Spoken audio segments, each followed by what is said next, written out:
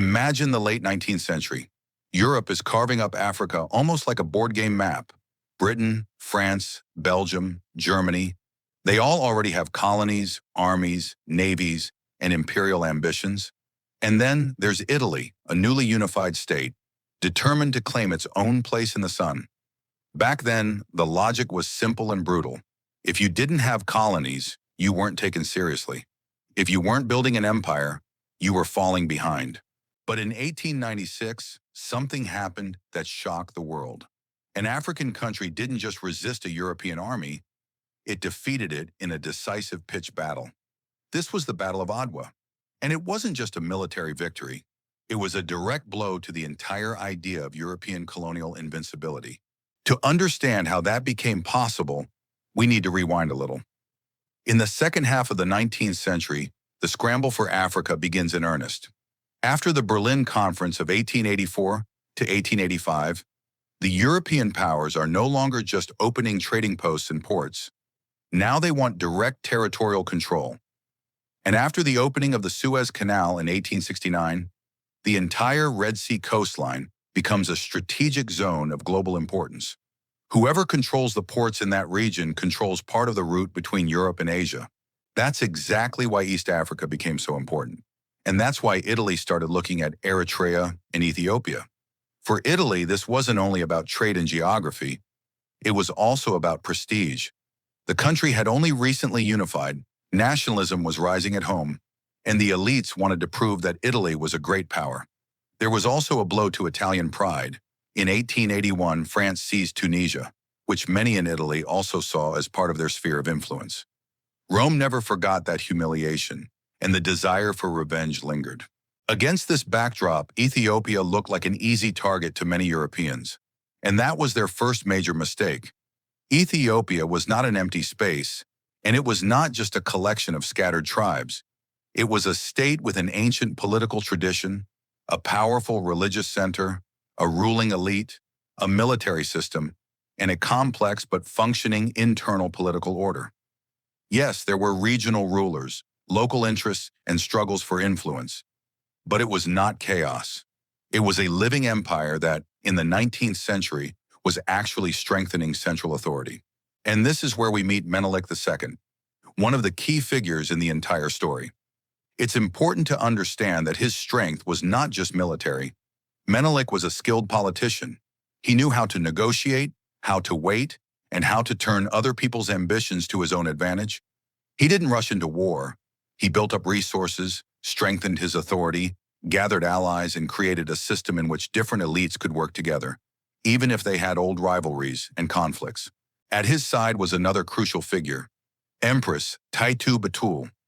And she was not just the emperor's ceremonial wife. Taytu was a political actor in her own right, tough, sharp, and far-sighted. She understood how European powers operated, and she saw early on that Italy was trying to subdue Ethiopia, not only through military pressure, but through diplomacy.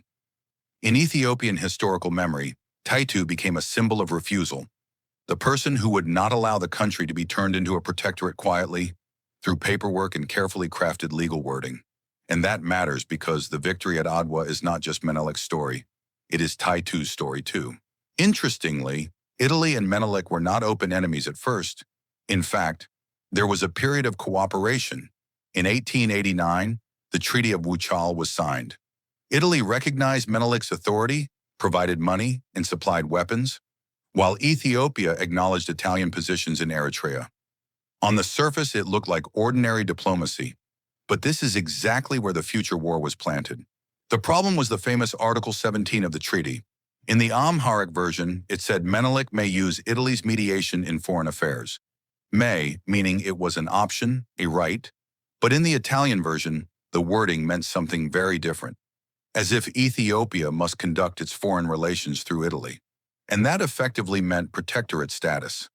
Italy then began presenting Ethiopia to Europe as a dependent state. For Menelik and Taytu, that was completely unacceptable. This is the turning point. A fascinating thing about history, sometimes wars begin not with a gunshot, but with a single word in a treaty. Menelik did not respond immediately, and that was his strength. He bought time and prepared. He strengthened ties with regional rulers, stockpiled weapons, expanded the army, and watched Italian moves in Eritrea closely. He also used European rivalries to Ethiopia's advantage, buying arms and seeking support wherever possible. This is a crucial point. Adwa was not a miracle. It was a prepared victory. Now we come to the key moment, mobilization. Menelik declared a general mobilization on September 17, 1895. This was not just a military order. It was a political slap in Italy's face. It was the moment when the entire country got the signal. This was no longer just about a disputed treaty clause. It was about the survival of an independent Ethiopia. Forces began arriving from many different regions: Shoa, Tigray, Gojam, Harar, Wallo, and others. And this is important. We shouldn't romanticize the picture. This was not a single modern regular army in the European sense. It was a coalition of regional elites and commanders. Each had his own interests. Some were focused on power in their own province, some on influence at court, some on trade routes, some on strengthening their position after the war. Many had old grudges and rivalries, but when faced with the Italian threat, they united around a common goal: preserving the country's independence. And that is one of the most powerful parts of the Adwa story. An internally complex, diverse empire finding the political will to act as one state. Taytu played a special role in all of this. She did not remain in the capital. She went north with the army. In both historical sources and especially in Ethiopian memory, her image is tied to the campaign as a real participant, not just a symbol. This was not just a court sending generals to war. This was a ruling couple personally tying their fate to the struggle against a colonial power. Now let's look at Italy. And here too, it's important not to oversimplify. Italy was not weak, and it was not some accidental player. It had a modern army, experienced officers, artillery, colonial askari units, and a supply base through its port positions in Eritrea. The army was commanded by Oreste Baratieri, an experienced general and colonial administrator, governor of Italian Eritrea. He was no amateur, but even an experienced commander can lose if the system above him prevents him from doing his job. Baratieri faced serious problems: difficult terrain, a lack of accurate maps, weak reconnaissance, stretched logistics, and major coordination challenges in mountainous country. And on top of that, pressure from Rome. Prime Minister Francesco Crispi wanted results. The campaign was expensive, the public expected victory, and the capital wanted a quick, clean war. This is a classic mistake. Politicians far from the front start forcing a general to fight on political timelines. Baratieri was cautious, and for good reason. He understood the terrain was hard, the enemy was serious, and the risks were high. He first sent forward smaller detachments to probe the enemy, gather information, and better understand how to operate strategically. But Francesco Crispi was furious. He demanded that Baratieri launch a real offensive, start fighting decisively, and produce results as quickly as possible. The campaign was expensive, and he warned Baratieri that if he failed, he could face a humiliating dismissal, stripped of pension, rank, and honor. Under that kind of pressure, Baratieri was forced to act. And that's when the cracks in the Italian system became obvious. Baratieri's first column made contact with Ethiopian forces, and at first they held their ground reasonably well. But the column had only about 2,000 soldiers, facing roughly 15,000 Ethiopians. The Italians began to withdraw, but because they didn't know the terrain, they walked into an ambush. Only about 200 men made it out. After that local defeat, the Italians conducted reconnaissance and finally got a clearer picture of where Menelik II's main forces were concentrated, near the town of Adwa. Meanwhile, the political pressure kept rising, and so Italy moved toward the decisive showdown, the Battle of Adwa. By early March 1896, Menelik had assembled a massive army, somewhere between 70,000 and 100,000 men. Italy had far fewer, around 14,000 to 18,000, including Italian troops and askari. But the key issue was not just the total numbers. It was how those forces were used on the battlefield. The Italians planned to operate in columns, seize favorable ground, and force a battle on their own terms. On paper, the plan made sense. In reality, every accumulated weakness hit at once. A night march, difficult mountain terrain, inaccurate maps, and poor coordination. The columns began drifting apart, losing contact, and moving to the wrong positions.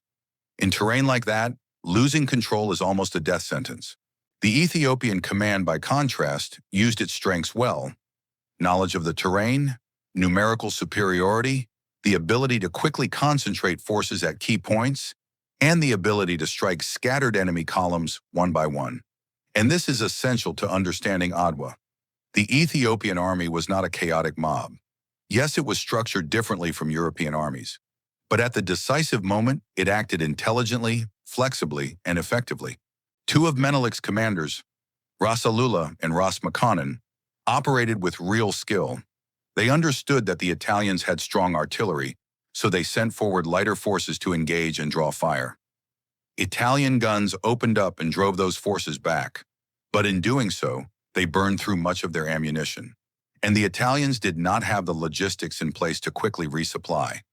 In the fighting that followed, their artillery played only a limited role because ammunition had to be conserved. Convinced that the forward Ethiopian forces had been beaten back, 3 Italian columns moved forward. But they advanced in a completely uncoordinated way. No good reconnaissance, no reliable maps, and no trust in local guides. It sounds almost unbelievable, but the columns effectively got lost. Yes, they simply got lost. The Ethiopian army took full advantage. Each Italian column now faced a much larger Ethiopian force. One column was already in a heavy fight. The second was too far away to support it in time. The third lost direction. Artillery couldn't always provide timely support.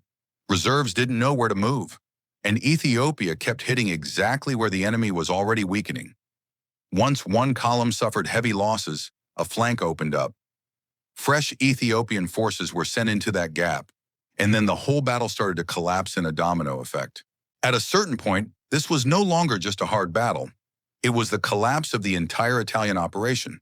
Italy lost around 11,000 men in the battle and suffered a catastrophic defeat. Losses were enormous, and thousands were taken prisoner. For Italy, it was a national shock. For Europe, it was a sensation. The colonial army that was supposed to restore order had itself been destroyed. And this is where another of Menelik's strengths becomes clear: his political judgment after victory. He did not try to destroy every Italian position in the region at any cost. He did not turn victory into an endless war of attrition. He showed strength, but left room for peace. That was a mature, strategic choice. He understood that the main goal was not to conquer someone else's colony. It was to force Italy to recognize Ethiopia's independence. After the defeat, Italy came to the negotiating table. In October 1896, the Treaty of Addis Ababa was signed. It canceled Italy's earlier claims, ended the protectorate issue, and Italy formally recognized Ethiopian independence. This was a historic moment. Italy kept Eritrea, but the central point was achieved. Ethiopia remained a sovereign state. The defeat at Adwa triggered a political crisis in Italy. Francesco Crispi resigned. In Europe, the battle was discussed as the humiliation of a colonial power. And for Ethiopia, Adwa became a national symbol. Not just a victory of an army, but of a state that refused to be subjugated. And the significance of that victory reaches far beyond Ethiopia itself. Adwa became a symbol for anti-colonial movements, for African political memory, and for everyone who saw European empires not as civilizers, but as conquerors. It was a moment when the world saw that the colonial machine could be beaten. The story of Adwa also matters because it destroys the convenient myth that colonial conquest was somehow inevitable. Nothing about it was inevitable. Ethiopia did not win because of magic or luck, or because Italy was supposedly too weak. Ethiopia won because it had political leaders who saw the threat early, because it prepared in time, because internally diverse forces managed to unite, and because in the decisive moment, the Ethiopian command proved stronger. And that is why the Battle of Adwa is not just an episode in African history. It is one of those moments that changes what people think is possible. A country that many expected to become a colony showed that it could be a subject of history, not its victim. A diplomatic trap turned into a military defeat for an empire, and for the first time, the world truly saw that Africa could not only resist, it could win. If you look at Adwa through the people in it, This is the story of Menelik II, a statesman who knew how to wait and strike at the right moment.